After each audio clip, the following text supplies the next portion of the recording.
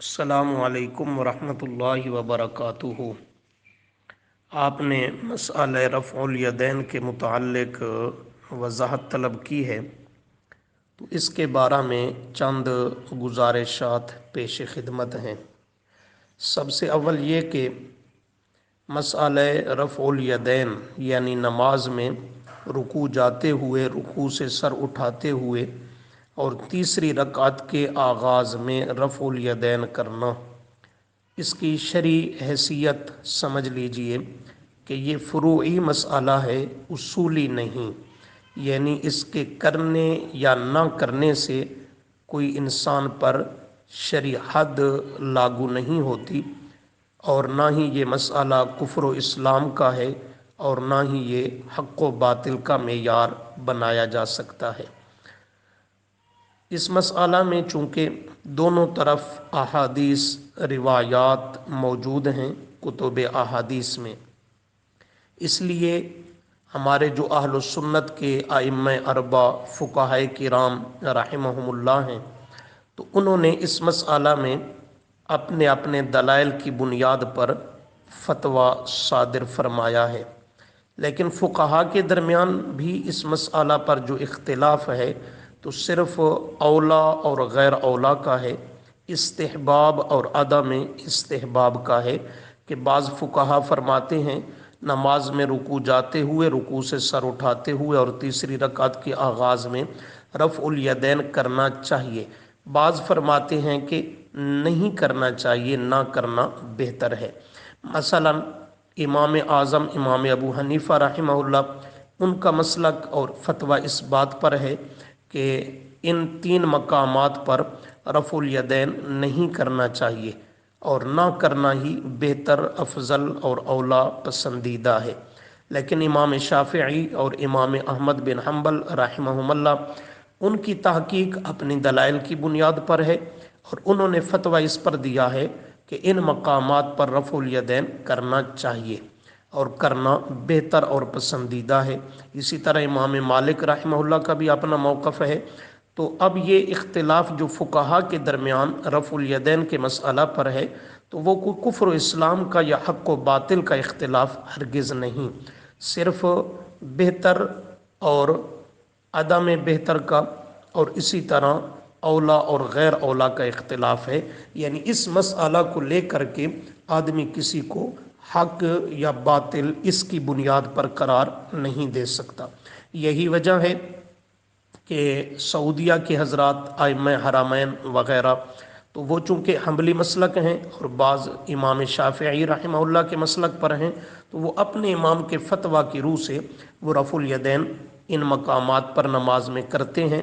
اور ہمارے احناف بڑے بڑے علماء اور بزرگ اور عام و خاص وہاں حج یا عمرہ کی سعادت حاصل کرنے کے لیے جاتے ہیں، وہ ان کے پیچھے نمازیں بھی پڑھتے ہیں اور ان سے کوئی اختلاف بھی نہیں رکھتے اس مسئلہ میں۔ تو اس لیے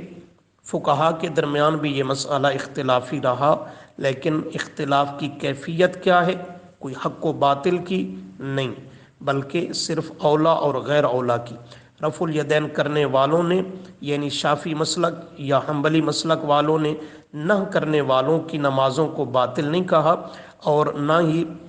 ان حضرات نے جو رفع الیدین مذکورہ مقامات پر نہیں کرتے، ان رفع الیدین کرنے والوں کی نمازوں کو بھی باطل نہیں کہا، کیونکہ اس مسئلہ کی وہ حیثیت اور پوزیشن نہیں کہ اس پر ایک دوسرے کو حق یا باطل یا اس کی نماز کو باطل یا ناقص قرار دیا جا سکے۔ لیکن یہ جو غیر مقلدین ہیں، جو اپنے آپ کو اہل حدیث کہلواتے ہیں، بالخصوص پاک و ہند کے، تو یہ چونکہ ائمہ فقہا میں سے کسی کی تقلید کرنا جائز نہیں سمجھتے، یہ غیر مقلد ہیں یعنی کسی کی بھی تقلید نہ کرنے والے۔ انہوں نے، ان کی بنیادی غلطی یہ ہے کہ شرعی حیثیت اس مسئلہ کی بدل ڈالی۔ یعنی مسئلہ کی حیثیت یہ تھی کہ کرنا بہتر ہے یا نہ کرنا بہتر ہے، اولا غیر اولا کا فرق تھا، لیکن انہوں نے اس کی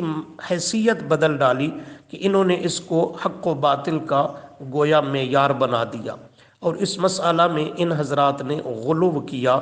اور بعض حضرات ان میں ایسے ہیں इनका मजहबी लिटरेचर पढ़ने से बात वाज़ेह होती है कि जो इन मज़कूरा मकामात पर रफ़ुल यदैन करने को फ़र्ज़ कहते हैं और बाज़ इसे वाजिब कहते हैं, लेकिन अक्सर का नज़रिया और जहन ये है कि मज़कूरा मकामात पर रफ़ुल यदैन नमाज में करना ये सुन्नत है। फिर इस पर भी ताकीदात ज़िक्र करते हैं, कभी इसे सुन्नत मुतवातिरा कहते हैं, कभी सुन्नत दाइमा, और गुलू यहाँ तक कि ये कहते हैं नबी अलैहिस्सलाम ने ज़िंदगी भर कोई नमाज तो क्या, कोई नमाज की कोई रकात भी बग़ैर रफ़ुल यदैन के नहीं पढ़ी। यहाँ तक इस मसला में ये गुलव करते हैं। और जो इन मकामात पर रफ़ुल यदैन नहीं करते, यानी हम हनफी लोग, तो हमारी नमाज़ों को ये बातिल, नाक़िस, कल अदम, खिलाफ सुन्नत वग़ैरह कहते हैं। और इनकी तमाम तर तवानाइयाँ इसी मसला पे सर्फ हो रही है कि लोगों को कोशिश करते हैं इस लाइन पे लाने के लिए कि नमाज के अंदर इन मकामात पर रफ़ुल यदैन किया जाए। तो इनकी बुनियादी गलती और हमारा इनसे बुनियादी इख्तिलाफ वो इसी बात पर है कि तुम लोगों ने शरी हैसियत इस मसला की बदल डाली, यानी मसला फुरूई था, तुमने उसे उसूली का दर्जा दे दिया। मसला सिर्फ औला गैर औला का था, तुमने उसे हक़ व बातिल का मेयार करार दे दिया। तो शरी मसला की हैसियत बदलना ये इनका बुनियादी जुर्म है। अब हमारा जो इनसे इख्तिलाफ है इस मसला में, तो ये नहीं कि नबी अलैहिस्सलाम ने रफ़ुल यदैन किया था या नहीं, सहाबे किराम रज़ी अल्लाह अन्हुम ने रफ़ुल यदैन किया है या नहीं, यानी सुबूत रफ़ुल यदैन का हमारा इनसे इख्तिलाफ नहीं और हरगिज़ नहीं। बल्कि इनसे जो हमारा इख्तिलाफ है वो ये है कि आया रुकू जाते, रुकू से सर उठाते और तीसरी रकत के आगाज़ में रफ़उल यदैन करना ये नबी करीम सल्लल्लाहु अलैहि वसल्लम की सुन्नत है या नहीं। सुन्नत के होने या ना होने में हमारा इनसे इख्तिलाफ होगा, लेकिन ये जब भी इस पे दलाइल देते हैं तो सिर्फ वो अहादीस और रिवायात पेश करते हैं जिनमें रफ़ुल यदैन का सबूत पाया जाता है, लेकिन उसमें रफ़ुल यदैन के सुन्नत होने का कोई तज़किरा मौजूद नहीं है। हालांकि इनके और हमारे दरमियान इख्तिलाफी पॉइंट और असल शिक ये है कि आया ये रफ़ुल यदैन करना मज़कूरा मकामात पर सुन्नत है या नहीं। अब पूरे ज़ख़ीरे अहादीस में कोई एक हदीस भी सही सनद के साथ ऐसी हरगिज़ नहीं मिलती जिसमें मज़कूरा मकामात पर रफ़उल यदैन के सुन्नत होने की सराहत और वजाहत मिलती हो। पूरे ज़ख़ीरे अहादीस में बेशक आप जिन दोस्तों का इनसे वास्ता पड़ता रहता है उनसे खुला मुतालबा करें कि सिर्फ सबूत रफ़ुल यदैन पर रिवायत का पेश कर देना ये काफ़ी नहीं, बल्कि तुम्हारे और हमारे दरमियान जो इख्तिलाफी पॉइंट है वो ये है कि आया ये सुन्नत है या नहीं है। तो इसलिए पूरे ज़ख़ीरे अहादीस में से कोई एक हदीस पाक सही सनद की लाएं जिसमें सिर्फ रफ़ुल यदैन का सबूत ना हो बल्कि रफ़ुल यदैन के सुन्नत होने का उसमें वाज़े तज़किरा मौजूद हो। लेकिन याद रखें पूरे ज़ख़ीरे अहादीस में ऐसी एक हदीस भी मौजूद नहीं जिसमें रफ़ुल यदैन के सुन्नत होने की सराहत मौजूद हो और उसमें दवाम व इस्तिमरार का तज़किरा हो ताकि वो सुन्नत की तारीफ़ पर पूरा उतर सके। बाकी रहा कि हम हनफी लोग रफ़ुल यदैन इन मकामात पर क्यों नहीं करते, तो इसमें अव्वल कुरान करीम की आयत है 18वें पारा की इब्तिदा में सूरतुल मुमिनून शुरू हो रही है।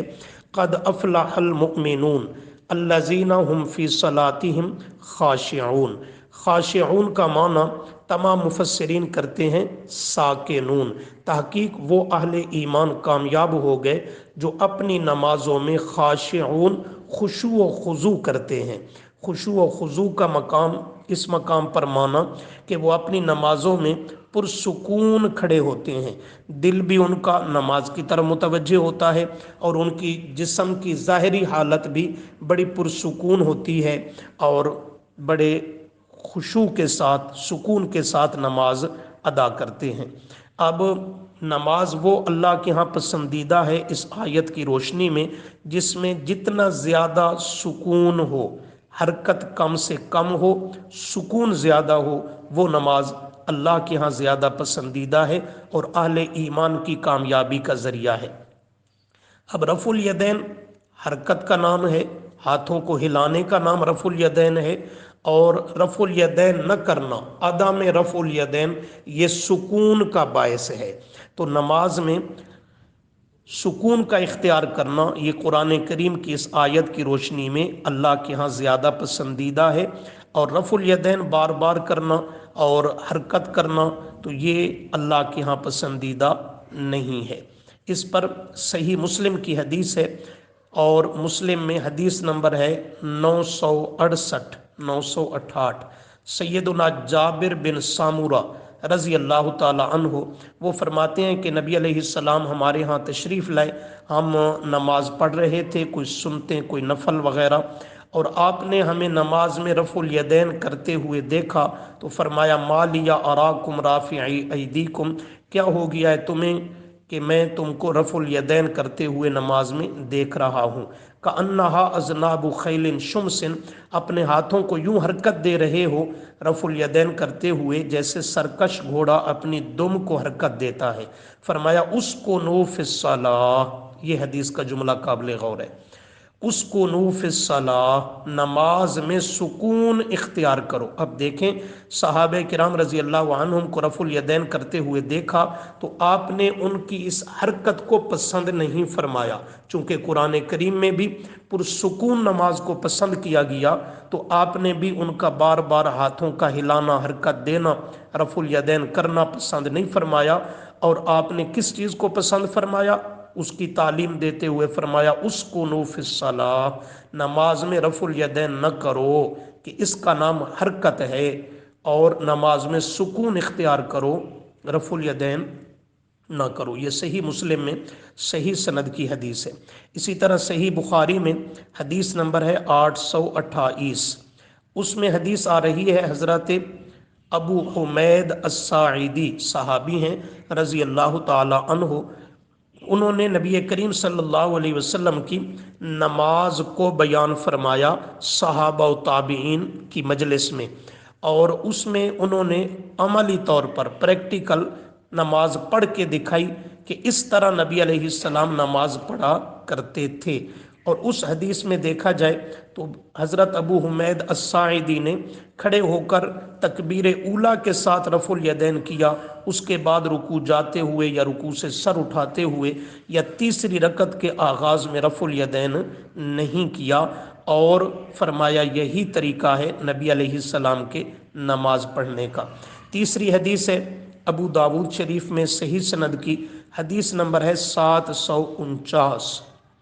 سیدنا برہ بن عازب رضی اللہ تعالیٰ عنہ جلیل القدر صحابی ہیں، وہ فرماتے ہیں کہ نبی علیہ السلام جب نماز شروع فرماتے تکبیر اولیٰ کے وقت تو آپ رفع یدیہ الی قریب من اذنیہ، آپ کانوں کے قریب تک، کانوں کے برابر تک آپ اپنے ہاتھوں کو بلند کرتے اٹھاتے، یعنی تکبیر اولیٰ کے ساتھ آپ رفع الیدین کرتے، لیکن اس کے بعد نبی علیہ السلام پھر پوری نماز میں کسی جگہ پر رفع الیدین نہیں کیا کرتے تھے۔ یہ صحیح ابو داود میں صحیح سند کی حدیث ہے۔ اور اسی طرح چوتھے نمبر پہ حدیث آ رہی ہے جامع ترمذی میں حدیث نمبر 257، اور یہی ابو داود میں بھی ہے، ابو داود میں حدیث نمبر ہے 748، اور نسائی شریف میں بھی یہ ہے، اور نسائی میں ہے حدیث نمبر 1027۔ یہ تینوں سیاستہ کی کتابیں ہیں۔ اس میں بات آ رہی ہے حضرت عبداللہ بن مسعود رضی اللہ تعالی عنہ کی، انہوں نے نبی علیہ السلام کی وفات طیبہ کے بعد صحابہ و تابعین کی مجلس میں جب نبی علیہ السلام کی نماز کا تذکرہ چلا کہ آپ کیسے نماز پڑھا کرتے تھے، تو انہوں نے فرمایا الا اصلی بکم صلاۃ رسول اللہ، کیا میں تمہیں نبی کریم صلی اللہ علیہ وسلم کی نماز بتلا نہ دوں کہ آپ کیسے نماز پڑھا کرتے تھے؟ تو پھر وہ کھڑے ہوئے اور پریکٹیکل نماز پڑھ کر دکھانے لگے کہ نبی علیہ السلام یوں نماز پڑھا کرتے تھے۔ اس میں بات آ رہی ہے کہ فصلہ، پس سیدنا عبداللہ بن مسعود رضی اللہ عنہ نے کھڑے ہو کر نماز شروع کی، اور فلم یرفع یدیہ الا فی اول مرہ، انہوں نے تکبیر اولا کے ساتھ رفع یدین کیا اور اس کے بعد پوری نماز میں نہ رکوع جاتے نہ رکوع سے سر اٹھاتے، نہ تیسری رکعت کے آغاز میں انہوں نے کہیں بھی رفع الیدین نہیں کیا۔ اس حدیث پر امام ترمذی رحمہ اللہ فرماتے ہیں کہ ھذا حدیث حسن، یہ حدیث حسن ہے، یعنی صحیح سند کے ساتھ ثابت ہے، اور اس پر دیگر احادیث بھی بہت موجود ہیں، 20 احادیث کتب احادیث میں موجود ہیں۔ یہ بطور نمونہ کے چند ایک حدیثیں آپ کے سامنے ذکر کر دی ہیں جن میں ترک رفع الیدین کی وضاحت اور دلائل موجود ہیں۔ تو اصل بنیاد وائس لمبی ہو گئی ہے، چونکہ مسئلہ بھی تفصیل طلب تھا تو یہ چند چیزیں ذکر کرنی ضروری تھیں، لیکن آپ دوستوں سے گزارش یہ ہے کہ اس مسئلہ پر اگر آپ کا اہل حدیث حضرات سے واسطہ پڑتا ہے اور ان سے بات اور گفتگو کرنی پڑتی ہے تو آپ سب سے پہلے جو ابتدائی باتیں ذکر کی ہیں ان کو ملحوظ خاطر رکھیں کہ اول مسئلہ کو سمجھنا ضروری ہے، پھر اس کے اندر ہمارا دوسرے فریق سے اختلاف کس بات میں ہے اس کو سمجھنا ضروری ہے، دلائل کا نمبر بعد میں آتا ہے۔ تو اصل بنیادی چیز جو ہے وہ یہ سمجھیں کہ اہل حدیث کے اور ہمارے درمیان مسئلہ رفع الیدین میں اختلاف اس بات میں نہیں کہ نبی علیہ السلام نے رفع الیدین کیا یا نہیں کیا، صحابہ کرام رضی اللہ عنہم نے کیا یا نہیں کیا، رفع الیدین کرنا ثابت ہے یا نہیں، بلکہ ان کے دعویٰ کو دیکھا جائے گا۔ دیکھیں، دعویٰ کے مطابق دلیل کا ہونا ضروری ہے، دعویٰ کچھ ہو اور دلیل کچھ اور ہو، دعویٰ کے مطابق نہ ہو تو اس دلیل سے اس کا دعویٰ ثابت نہیں ہوا کرتا۔ تو اصل ان کا دعویٰ ملحوظ خاطر رکھیں کہ ان کا دعویٰ یہ ہے کہ نماز میں رکوع جاتے ہوئے، رکوع سے سر اٹھاتے ہوئے اور تیسری رکعت کے آغاز میں رفع الیدین کرنا یہ سنت ہے، اور سنت کے لیے سنت کی تعریف یہ ہے کہ ما واظب علیہ النبی صلی اللہ علیہ وسلم، سنت اس عمل کو کہا جاتا ہے جو نبی علیہ السلام نے ہمیشہ کیا ہو۔ بعض اعمال ایسے ہیں جو نبی علیہ السلام نے کبھی کبھار موقع بموقع کیے لیکن ان پر ہمیشگی نہیں فرمائی، دوام نہیں فرمایا، آپ نے کسی وقتی ضرورت کے بنیاد پر اس عمل کو کیا، کسی خاص واقعہ کی مناسبت سے اس عمل کو آپ نے اختیار کیا، لیکن اس پر آپ کا دوام و استمرار نہیں ہے۔ یعنی زندگی میں آپ نے جس عمل کو ایک آدھ مرتبہ کیا تو وہ عمل امت کے لیے سنت کا درجہ نہیں رکھتا، سنت کی مستقل تعریف ہے، اور وہ تعریف یہ ہے کہ سنت نبی علیہ السلام کا وہ عمل بنے گا کہ جو عمل آپ نے اختیار کیا اور زندگی بھر اسے برقرار رکھا، اس پہ دوام آپ نے فرمایا، ہمیشگی فرمائی، وہ عمل امت کے لیے سنت ہے۔ جو آپ نے کبھی کیا پھر چھوڑ دیا وہ امت کے لیے نفل بنے گا، جو آپ نے کبھی کیا پھر نہیں کیا چھوڑ دیا وہ اس کی حیثیت سے وہ امت کے لیے مستحب بنے گا، مباح بنے گا، سنت نہیں بنے گا۔ جو ایک آدھ مرتبہ آپ نے زندگی میں کیا پھر اس کو ترک کر دیا، چھوڑ دیا، سنت وہ عمل بنے گا جس پہ آپ نے ہمیشگی فرمائی، دوام فرمایا۔ تو ان سے مطالبہ یہ کریں کہ پورے ذخیرہ احادیث میں سے صحیح سند کے ساتھ صرف ایک حدیث ایسی لائیں جس میں نبی علیہ السلام کے رفع الیدین کے ہمیشہ کا تذکرہ ہو کہ آپ نے ہمیشہ رفع الیدین کیا، یا لفظ سنت موجود ہو تو تب بھی اس سے ہمیشگی واضح سمجھ آ جائے گی کہ سنت کہتی اس عمل کو ہیں جس پر آپ نے ہمیشگی کر کی ہے اور اس پر دوام فرمایا ہے، یا ایسا اس میں عبارت اور الفاظ موجود ہوں جس سے ہمیشگی اور دوام کا معنی واضح ہوتا ہو تاکہ اس سے سنت کا ہونا یہ سمجھ آ سکے۔ تو اس لیے ایسی حدیث ان کے ذمہ لانی ضروری ہے جس میں رفع الیدین کے سنت ہونے کا بیان ہو۔ ایسی حدیث پورے ذخیرہ احادیث میں نہیں ہے، اس لیے جب دلیل نہیں لائیں گے تو وہ اپنے موقف پہ کبھی اپنے دعوے کو ثابت نہیں کر پائیں گے۔ باقی رہا کہ سعودیہ کے حضرات وہ رفع الیدین کرتے ہیں، یقیناً وہ اسے ایک مستحب کا درجہ دیتے ہیں، اسے کوئی فرض واجب یا سنت دائمہ متواترہ وہ نہیں کہتے، اور رفع الیدین نہ کرنے والے حنفی حضرات کی نمازوں کو وہ کبھی باطل، ناقص، کالعدم یا خلاف سنت بھی قرار ہرگز نہیں دیتے۔ وہ اپنے امام کے فتویٰ پر ہیں اور وہ ان مقامات پر رفع الیدین کرنا بہتر سمجھتے ہیں، ان کا کرنا حق ہے، ہمارا ان سے کوئی اختلاف نہیں۔ اور ہمارے امام اعظم ابو حنیفہ رحمہ اللہ نے ان مقامات پر رفع الیدین نہ کرنا بہتر جانا، اپنے دلائل کی بنیاد پر، جن میں سے چند ایک کا تذکرہ میں نے کر دیا ہے۔ تو اس لیے انہوں نے اس پہ فتویٰ دیا کہ ان مقامات پر یعنی تکبیر اولیٰ کے علاوہ نماز میں کسی جگہ رفع الیدین نہ کیا جائے۔ تو ہم ان کے موقف اور فتویٰ پر ہیں، اور اس پر مستقل دلائل اور یہ احادیث وغیرہ موجود ہیں۔ تو ہمارا موقف وہ بھی دلائل کی بنیاد پر ہے، ان کا بھی۔ رہے یہ اہل حدیث، تو انہوں نے اس مسئلہ کی حیثیت میں غلو کیا، اسے بدلا، تو اس بنیاد پر ان کا ہمارے سے اختلاف بن گیا اس مسئلہ میں، اور ہمارا ان سے اختلاف ہوا۔ تو اصل اختلافی چیز کو سمجھنا ضروری ہے کہ یہ مسئلہ چونکہ انہوں نے سنت کا درجہ اس کو دے دیا، اس لیے سنت کی صراحت کے ساتھ دلیل لانا یہ اب ان کے ذمہ ضروری ہے۔ والسلام۔